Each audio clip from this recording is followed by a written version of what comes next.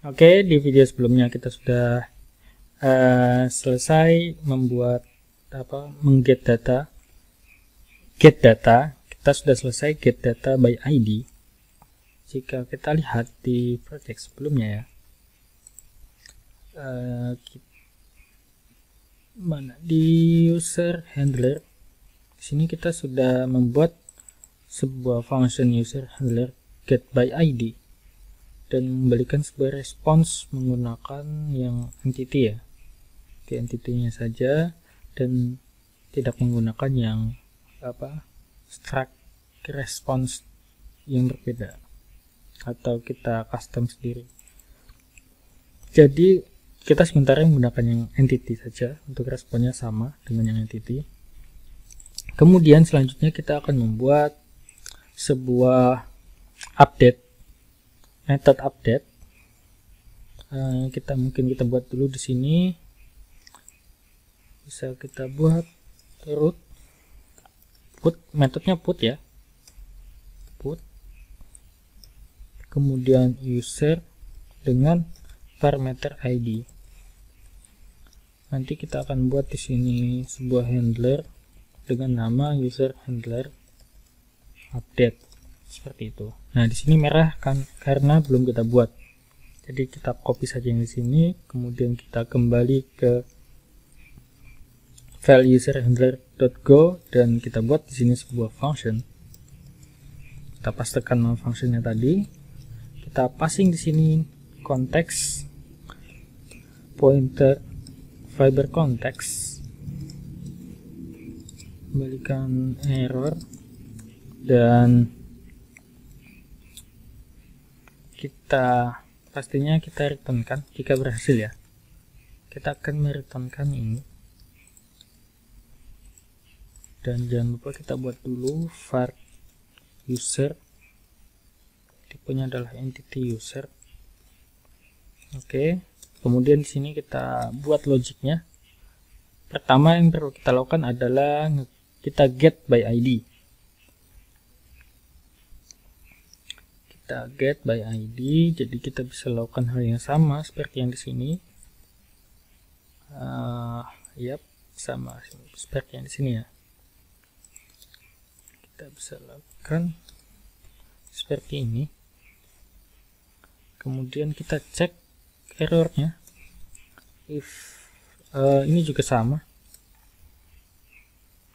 kita bisa copy saja yang di sini, lalu kita pastekan di sini. Nah, setelah berhasil kita dapatkan, ini kita beri komen dulu.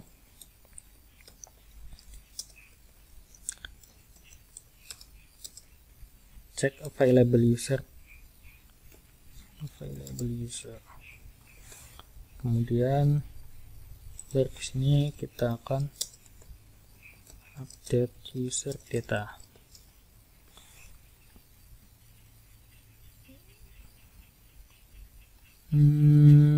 Selanjutnya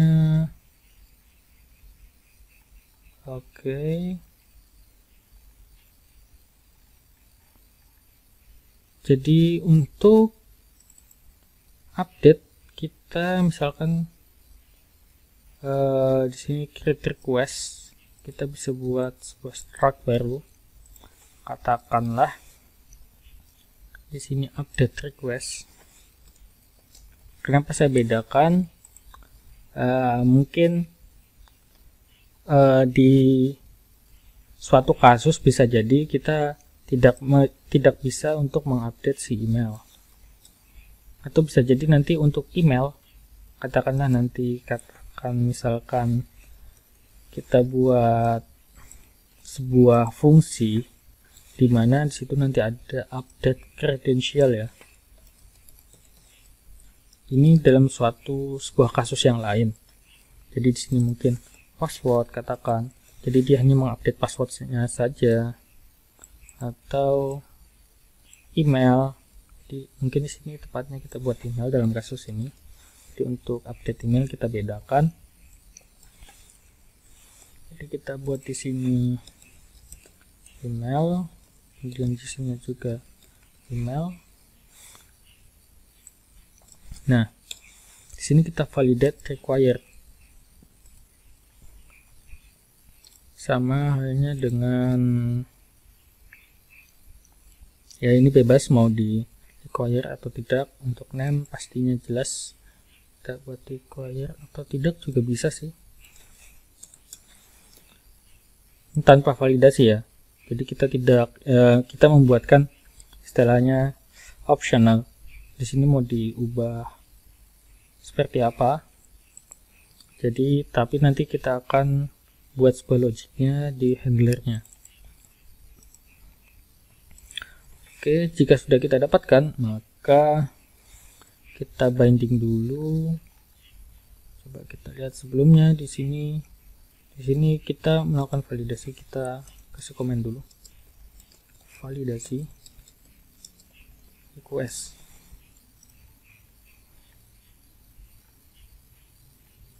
Oke.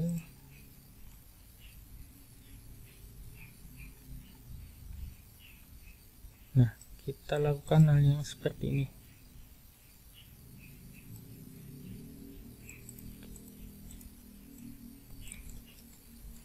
Kita request, kita body parser ya.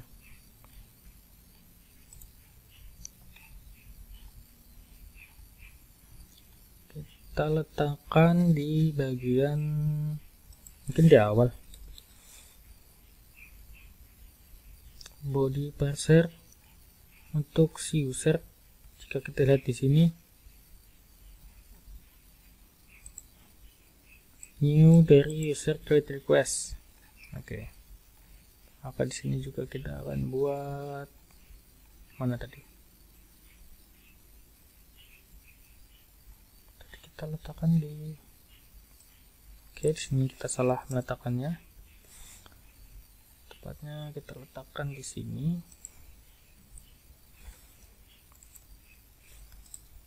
Ini kita letakkan di sini. Kemudian kita buat di sini variable user request. Kita buat new, type-nya adalah request user update request. Dan di sini kita user request yang kita cek. Jika error, maka kita returnkan sebuah message di sini.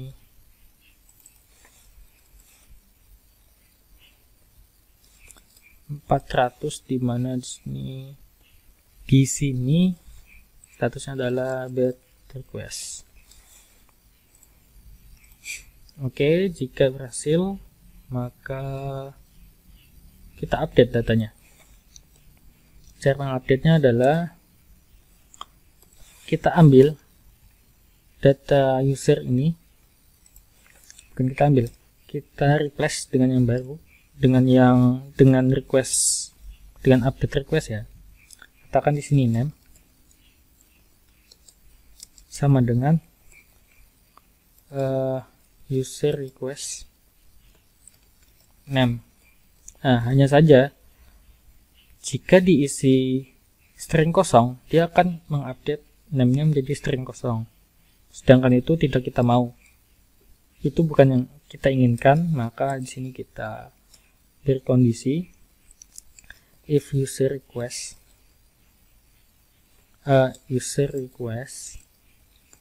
name tidak sama dengan zero value the string adalah string kosong seperti ini, maka kita replace.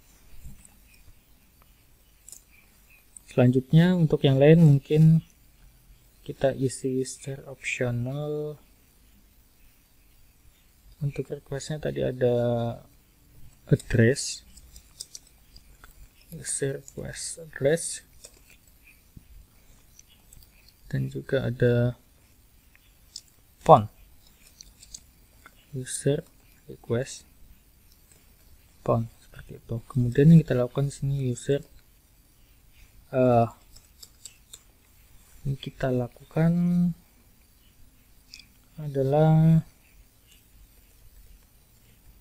mungkin saya cek dulu.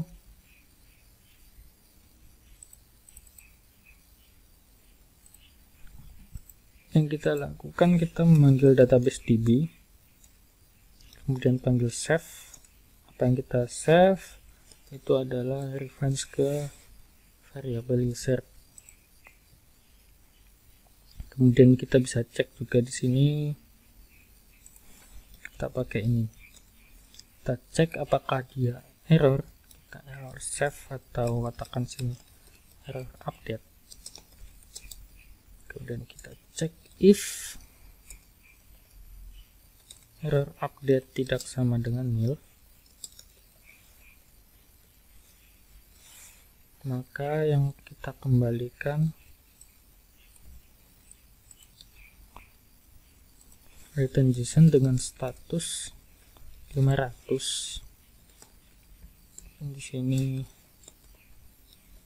kita kasih message adalah internal server error. Oke. Seperti ini cukup. Dan coba kita jalankan. Sambil kita menunggu, kita coba membuat sebuah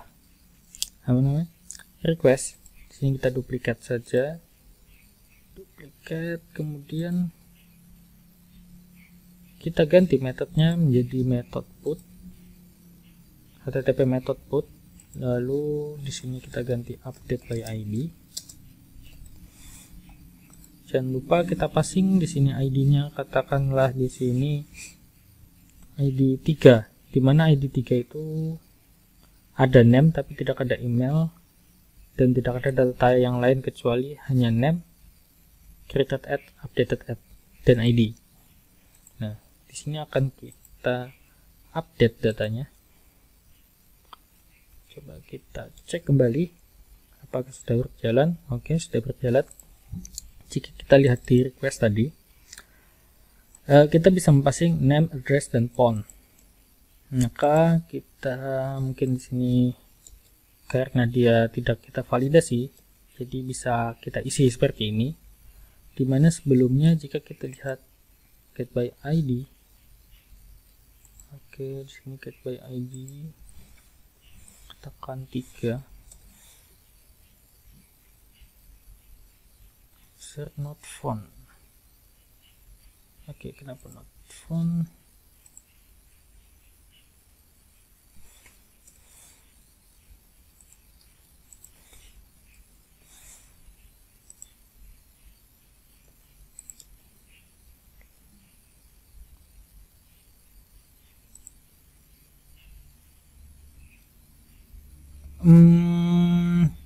Coba kita cek database-nya. Sepertinya tadi kita di video sebelumnya sepertinya kita reload ya. Maksudnya kita drop lalu kita jalankan ulang, jadi datanya hilang. Coba kita cek. Yap, di sini datanya tidak ada. Maka kita create di sini. Tekan name. Namanya di sini John Doe. Kemudian ada address ya. Addressnya adalah john@gmail.com. Kok address email di sini? Email. Jika kita lihat untuk request create-nya name dan email required. Untuk address dan phone bisa kita kosongkan sebenarnya. Jadi intinya name dan email. Coba kita jalankan. Oke, kita berhasil membuat data. Coba kita get all. Oke, datanya dapat. Lalu get by ID dengan ID 1. Kita cek datanya kita dapatkan. Oke, sini kita save dulu. Untuk requestnya kita save. Jadi untuk update by ID, karena data 3 tidak ada pastinya, jika kita hit maka akan mengembalikan user not found. Jadi fungsi atau logic yang ada di sini sudah berjalan dengan baik ya. Kemudian katakan di sini addresses, apakah di sini akan error? Tidak. Mungkin bisa kita passing address, dimana dia menerima sebuah string harusnya, maka di sini akan memberikan bad request. Jadi untuk logic di sini sudah berjalan karena dia mengecek dari variable user request dengan struct user update request, di mana address di sini adalah string, tapi kita di sini mengisikan dengan sebuah number. Jadi kita buat di sini string seperti ini. Lalu kita update data dengan ID 1. Selanjutnya apa yang akan terjadi jika kita hit? Oke, addressnya berubah, dimana sebelumnya addressnya itu adalah Bandung. Sekarang sudah kita update menjadi 123.123. Dan jika kita coba untuk hit endpoint ini lagi, pastinya harusnya sudah berubah. Oke. Di sini juga kita hit dan hasilnya pun sudah berubah. Selanjutnya kita akan coba untuk menambahkan atau mengupdate datanya dengan fill font, dimana kita sebelumnya bisa untuk menambahkan fill font ya. Untuk font di sini kita lihat tipe datanya adalah string, maka sini kita buat string. Kenapa saya buat string? Karena bisa jadi untuk font number ada ketambahan tanda plus seperti ini, 6208 sekian sekian sekian. Selanjutnya kita hit endpointnya, dan ini yang kita dapatkan jika kita cek lagi di method get untuk get all untuk mendapatkan semua data. Kita cek dan kita akan mendapatkan hal yang sama. Baik, mungkin itu yang bisa kita lakukan di video ini. Jadi untuk teman-teman, jika ingin membuat sebuah kondisi di sini, misalkan ini dibuat katakanlah alternatif sebagai default value. Jika di sini kita melakukan pengecekan, jika request name itu sama dengan string kosong, tidak sama dengan string kosong, maka kita assign dia ke dalam, atau kita mengupdate username itu, username dari variable user. Nah, kita bisa buat kondisi di sini, misalkan jika dia diisi string kosong, kita mungkin seperti ini saja. Jadi ketika yang diupdate, gimana ya? Jika string kosong, maka dia akan tetap menggunakan yang lama. Jadi dia tidak akan mereplace yang sebelumnya dengan request name yang di request ya. Tetapi jika kita katakanlah di sini kita update name-nya, kita tambahkan di sini fill name, di mana sebelumnya adalah John Doe, dan kita update jadi di sini Michael.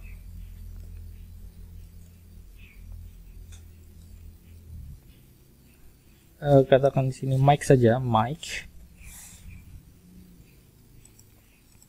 Kemudian kita coba hit endpoint ini, dan harusnya name sudah berubah menjadi Mike. Dan jika kita cek di endpoint yang lain, harusnya sudah berubah menjadi Mike. Oke. Mungkin itu di video ini. Semoga bermanfaat dan silakan dipelajari ulang. Sampai jumpa di video selanjutnya. Terima kasih.